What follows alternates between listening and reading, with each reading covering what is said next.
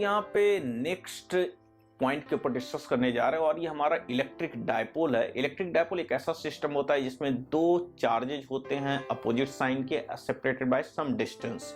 Let's say एक charge minus Q का है, दूसरे चार्ज प्लस क्यू का है, सेपरेटेड बाय सम डिस्टेंस। ऐसे सिस्टम को हम लोग इलेक्ट्रिक डायपोल कहते हैं। और इसकी एक फिजिकल क्वांटिटी जो होती है जिससे कि हम लोग डायपोल को कैरेक्टराइज करते हैं, उसको डिफाइन करते हैं, वो हमारा फिजिकल क्वांटिटी है डायपोल मोमेंट।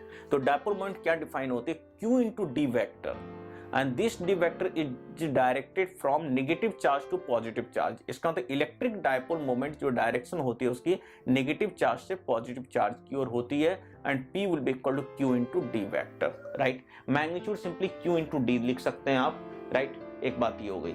अब इस तरह के सिस्टम का हमारे को एक इलेक्ट्रिक फील्ड देखना पड़ता है, इलेक्ट्रिक पोटेंशियल देखना होता है स्पेस में।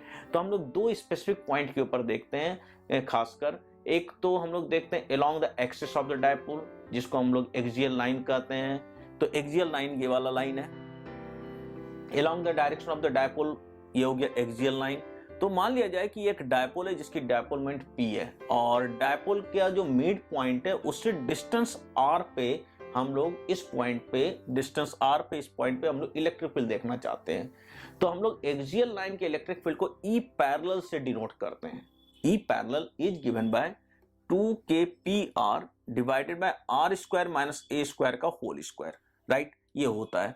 अब हम लोग क्या करते हैं, काफी स्मॉल डायपोल के ऊपर बात करते हैं। तो R ग्रेटर देन A लगा दिया मैंने। तो उस केस में due to the small dipole the electric field along the axis of the dipole will come out 2kP upon RQ। काफी इंपॉर्टेंट रिजल्ट है। ये electric field inversely proportional to RQ है। जनरली आप लोगों के दिमाग में रहता है कि हमेशा electric field inversely proportional to R square है, ऐसा नहीं है। इलेक्ट्रिक फील्ड यूनिफॉर्म भी हो सकती है, इनवर्सली प्रोपोर्शनल टू R भी हो सकती है, inversely proportional to R square भी हो सकती है, इनवर्सली प्रोपोर्शनल टू RQ भी हो सकती है, राइट। वो डिपेंड करता है कि आप किस तरह के चार्ज डिस्ट्रीब्यूशन का इलेक्ट्रिक फील्ड निकालने जा रहे हैं। तो इस बात को आपको ध्यान में रखना है। तो ये पॉइंट यहाँ पे है, राइट। अच्छा, दूसरी बात देखिए यहाँ पे कि along the axis of the dipole the direction of electric field will be always along the direction of the dipole moment. मतलब क्या हो गया कि डायपोल मोमेंट का जो डायरेक्शन होगा वही डायरेक्शन इलेक्ट्रिक फील्ड का होगा on the axis of the dipole. जैसे मैं यहाँ पे बात करूं तो यहाँ पे ये इलेक्ट्रिक फील्ड का डायरेक्शन जो होगा along the direction of dipole होगा, मतलब ये डायरेक्शन होगा, इसी डायरेक्शन होगा, यहाँ पे भी इसी डायरेक्शन होगा, राइट। तो ये वाली बात है। साथ में हम लोग ये भी देख लेते हैं कि पोटेंशियल इस पॉइंट पे कितनी होगी on the axis of the dipole. So this potential is given by, which is denoted by V parallel, is given by Kp upon R square minus A square, right?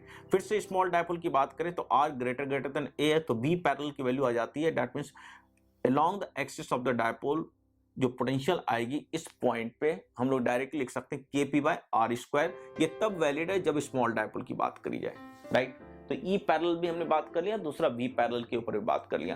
दूसरे जगह पे देखते हैं electric field due to the dipole. इसको हम लोग इन particular कहते हैं परपेंडिकुलर बाइसेक्टर। तो ये लाइन कहलाती है परपेंडिकुलर बाइसेक्टर, जिसको समटाइम्स हम लोग इक्वेटोरियल लाइन भी कहते हैं। तो यहां से डिस्टेंस R पे इस पॉइंट पे मैं इलेक्ट्रिक फील्ड देखना चाहता हूं। तो पहली बात ये डायरेक्शन ध्यान दीजिए, डायरेक्शन जो यहाँ पे होगा electric field due to the dipole वो opposite to the direction of the dipole moment होता है। तो डायपोल मोमेंट का डायरेक्शन इधर है, यहाँ पे इलेक्ट्रिक फील्ड का डायरेक्शन इसके ठीक opposite on the perpendicular bisector. तो ये काफी एक इंपॉर्टेंट पॉइंट है। दूसरा, इसका मैग्नीट्यूड जो होगा फील्ड का वो दिया जाता है Kp upon R square plus A square raise to the power 3/2, right. इसको यदि हम लोग स्मॉल डायपोल के लिए लिखेंगे, जब R ग्रेटर देन A हो जाए तो उस केस में E परपेंडिकुलर हो जाता है Kp upon RQ। That means यहाँ पे E perpendicular is inversely proportional to R³ हो गया, राइट। वहीं पे V परपेंडिकुलर की जो वैल्यू आएगी वो 0 के इक्वल आएगी। दैट मीन्स इसमें कहीं पे भी आप देखेंगे के ऊपर तो परपेंडिकुलर बाइसेक्टर पे जो पोटेंशियल आएगी ड्यू टू द डायपोल वो 0 के इक्वल आती है। तो ये electric field and electric potential हो गया due to the dipole along the axis of the dipole and perpendicular bisector of the dipole। तो ये रिजल्ट काफी इंपॉर्टेंट है, इसको ध्यान में रखना है आपको। अब नेक्स्ट एक कुछ और पॉइंट के ऊपर बात करने जा रहे हैं जो डायपोल से ही रिलेटेड है। यहाँ पे हम लोग इलेक्ट्रिक फील्ड और इलेक्ट्रिक पोटेंशियल डिस्कस करने जा रहे हैं दोबारा से एक डायपोल के लिए ही, और ये काफी एक इंपॉर्टेंट रिजल्ट है, उसको हम लोग देखते हैं। अब देखिए यहाँ पे कि सपोज एक आपका डायपोल है जिसकी डायपोल मोमेंट P है, राइट। अभी तक तो हम लोग क्या निकाल रहे थे, दो स्पेसिफिक जगह पे निकाल रहे थे, एक अलोंग द एक्सियल लाइन, दूसरा perpendicular bisector of the dipole. अब मैं यहाँ पे इस लाइन पे निकालना चाहता हूँ और ये लाइन डायपोल के साथ एंगल थीटा पे इंक्लाइंड है और ये पॉइंट की जो डिस्टेंस है mid point of the dipole से आर के इक्वल है, राइट। तो हम लोग कैसे प्रोसीड करेंगे, आपको क्या करना है, इस डायपोल में पी का कंपोनेंट ले लेना है, एक अलोंग दिस लाइन जो कि पी कॉस थीटा हो गया, दूसरा इस लाइन के परपेंडिकुलर जो कि पी साइन थीटा है। अब पी कॉस थीटा के लिए ये वाले पॉइंट पे जब इलेक्ट्रिक फील्ड निकालेंगे तो ये तो along the axis of the dipole की बात कर रहे हैं।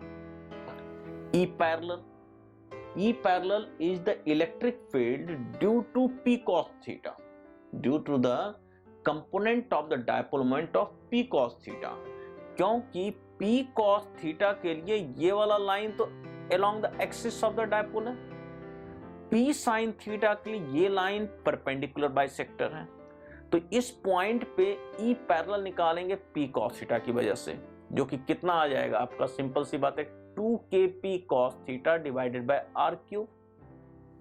P sin थीटा की वजह से डायरेक्शन ऐसा होगा इलेक्ट्रिक फील्ड का, क्योंकि P sin थीटा का डायरेक्शन ऐसा है तो परपेंडिकुलर बाइसेक्टर पे जो फील्ड होगी इसके ठीक अपोजिट होगी और इसकी वैल्यू कितनी होगी, kp sin theta by R cube. अब इसका और इसका आप रिजल्टेंट ले लीजिएगा, ये दोनों एक दूसरे के 90 डिग्री पे है, तो नेट इलेक्ट्रिक फील्ड जब रिजल्टेंट लेंगे तो it will come out kp by R cube into root over 1+3 cos square theta. अब इस रिजल्ट को ध्यान में रखें। अब सपोज मैं यहीं से निकाल लूंगा कि एक्सिस ऑफ द डायपोल के लिए, तो एक्सिस ऑफ द डायपोल मतलब इसके अलावा निकालना है, तो थीटा 0 प्लेस कर दीजिए तो वही रिजल्ट आ जाएगा। यदि मैं परपेंडिकुलर बाइसेक्टर पे निकालना चाहता हूं तो थीटा 90 डिग्री प्लेस कर दूंगा तो cos 90 डिग्री विल बिकम 0, तो इलेक्ट्रिक फील्ड कितनी आ जाएगी, kp अपॉन आर क्यूब आ गई, सिंपल सी बात है।